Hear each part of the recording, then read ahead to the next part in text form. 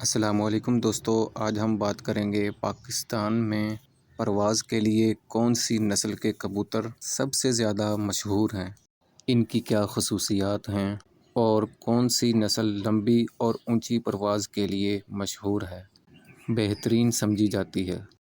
سب سے پہلے بات کرتے ہیں سیالکوٹی کبوتروں کی، جنہیں پاکستان میں بہترین پروازی کبوتروں میں شمار کیا جاتا ہے۔ سیالکوٹی کبوتر 10 سے 20 گھنٹے مسلسل پرواز کرنے کی صلاحیت رکھتے ہیں۔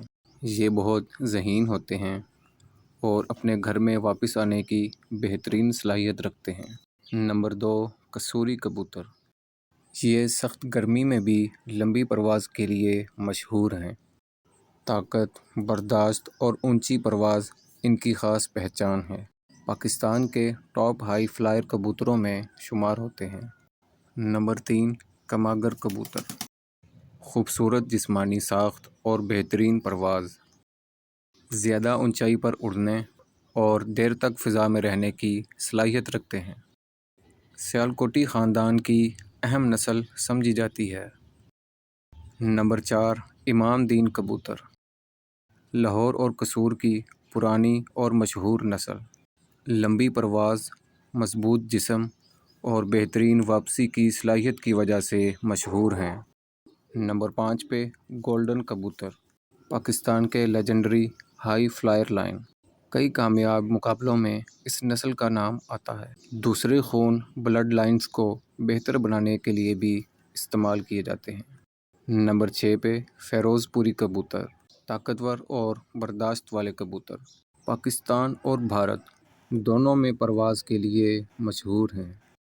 اچھے پروازی کبوتروں کی پہچان: مضبوط اور چوڑا سینہ، لمبے اور طاقتور پر، سر اور چونچ متناسب ہوں، آنکھیں چمکدار اور صحت مند ہوں، جسم ہلکا اور عضلات مضبوط ہوں، اور اڑان کے بعد جلدی تھکتے نہیں ہیں۔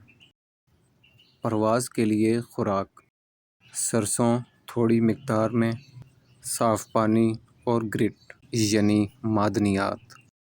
تربیت: روزانہ صبح سویرے پرواز کروائیں، وقت آہستہ آہستہ بڑھائیں، اچھی خوراک اور صفائی کا خاص خیال رکھیں، بیمار کبوتروں کو پرواز نہ کروائیں۔ دوستو، پاکستان میں سیالکوٹی، قصوری، کمگر، امام دین، گولڈن اور فیروز پوری کبوتر پرواز کے لیے سب سے زیادہ مشہور نسلیں سمجھی جاتی ہیں۔ دوستو، اگر آپ کو یہ معلومات پسند آئی ہیں تو ویڈیو کو لائک کر دیں، چینل کو سبسکرائب کر دیں۔ آپ سے ملاقات ہوگی نیکسٹ ویڈیو میں۔ اللہ حافظ۔